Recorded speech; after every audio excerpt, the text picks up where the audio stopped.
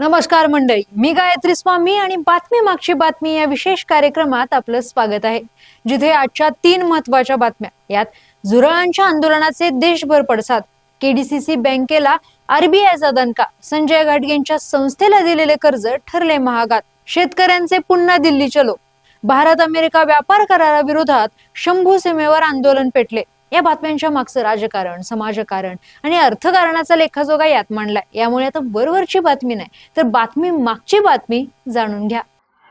बाबा, खूप बोर होतंय. काहीतरी नवीन फ्रेश ऑर्डर करा ना. माझ्याकडे एक सरप्राईज आहे. गोकुळचा आस्वाद परंपरेचा, गोकुळ आईस्क्रीम सोबती प्रत्येक क्षणाचा. गोकुळ आईस्क्रीम.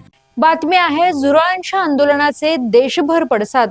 काल झालेल्या झुरळांच्या आंदोलनावरून संसदेचे कामकाज ठप्प झाले.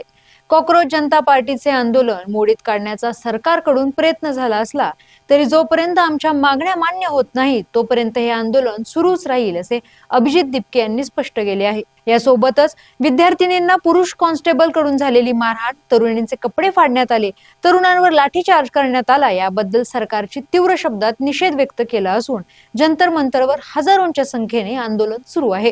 काँग्रेसचे खासदार आणि विरोधी पक्षनेते राहुल गांधी म्हणाले की विद्यार्थ्यांचा आवाज दाबण्याचा प्रयत्न सुरू असून नरेंद्र मोदी यांनी विद्यार्थ्यांची माफी मागावी. विद्यार्थ्यांच्या भविष्याचा मुद्दा लोकसभेत चर्चेसाठी आणण्यासाठी मागणी केल्यानंतर अध्यक्षांनी सरकारची परवानगी घ्यायला सांगत आहे. विद्यार्थ्यांना झालेली मारहाण अत्यंत निंदनीय आहे. धर्मेंद्र प्रधानांसोबत अमित शहा आणि मोदींनीही राजीनामा द्यावा अशी आक्रमक भूमिका राहुल गांधी यांनी घेतली आहे आणि याच मागण्यांसाठी पंतप्रधानांच्या निवासाबाहेर काँग्रेस पक्षाचे आंदोलन सुरू आहे. दरम्यान शरद पवार यांनी अभिजित दिपके यांची जंतर मंतरवर भेट घेतली आणि विद्यार्थ्यांना पाठिंबा दिला आहे. तर देवेंद्र फडणवीस यांनी या आंदोलनाला फेसलेस आंदोलनात राजकीय पोळी भाजण्याचा प्रयत्न झाल्याचा आरोप केला आहे.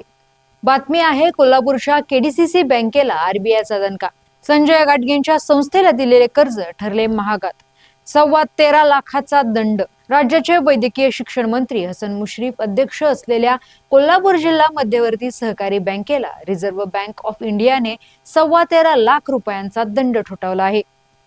भाजपचे माजी आमदार संजय घाटगे यांच्या अन्नपूर्णा शुगर या खासगी कंपनीला दिलेल्या कर्ज प्रकरणी ही दंडात्मक कारवाई करण्यात आली आहे. विधानसभा निवडणुकीच्या तोंडावर राजकीय समीकरणे साधण्यासाठी मुश्रीफ यांनी संजय घाटगे यांच्याशी हातमिळवणी केली. या राजकीय मदतीच्या बदल्यात घाटगे यांच्या खासगी प्रकल्पाला केडीसीसी बँकेकडून कर्ज पुरवण्यात आले, तसेच त्यांची बँकेवर स्वीकृत संचालक म्हणून नियुक्ती करण्यात आल्याच्या चर्चा होत्या. मात्र बँकिंग नियमानुसार बँकेच्या संचालकांशी संबंधित खासगी कंपनीला असे कर्ज देता येत नाही. नाबार्डने केलेल्या तपासणीत या नियमांचे उल्लंघन झाल्याचे उघडकीस आले. याशिवाय 10 वर्षांहून अधिक काळ व्यवहार न झालेल्या खात्यांवरील रक्कम आरबीआय कडे जमा न केल्याचा ठपकाही बँकेवर ठेवण्यात आलाय.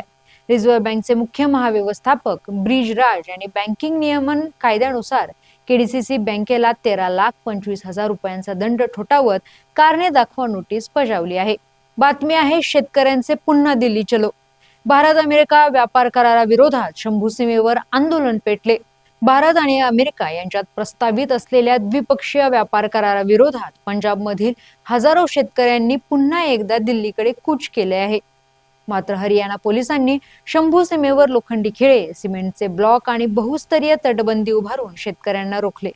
त्यामुळे शंभू सीमेला पुन्हा एकदा 2024च्या शेतकरी आंदोलनासारख्या छावणीचे स्वरूप आले आहे. देश बचाव मोर्चाच्या बॅनरखाली पंजाब, हरियाणा आणि हिमाचल प्रदेशातील शेतकरी संघटना दिल्लीतील महापंचायतीसाठी एकत्र आले आहेत. प्रस्तावित भारत अमेरिका करारात कृषी, दुग्ध व्यवसाय आणि डिजिटल व्यापारासारख्या महत्वाच्या क्षेत्रांचा समावेश आहे. अमेरिकेतील अनुदानित शेतमाल आणि दुग्धजन्य पदार्थ भारतीय बाजारात आल्यास देशातील लहान शेतकरी व तब्बल 8 कोटी दुग्ध उत्पादक कुटुंबे उद्ध्वस्त होतील, अशी भीती किसान नेते सरवन सिंग पंधेर यांनी व्यक्त केली. पंजाब सरकारने हरियाणाच्या तटबंदीला विरोध न केल्याने शेतकरी नेत्यांनी दोन्ही सरकारांवर टीका केली आहे. कराराची सर्व कागदपत्रे सार्वजनिक करावीत आणि भागधारकांशी चर्चा केल्याशिवाय स्वाक्षरी करू नये, अशी जोरदार मागणी करत शेतकऱ्यांनी सीमेवरच ठिय्या मांडला आहे. धन्यवाद आणि पाहत रहा सकलम.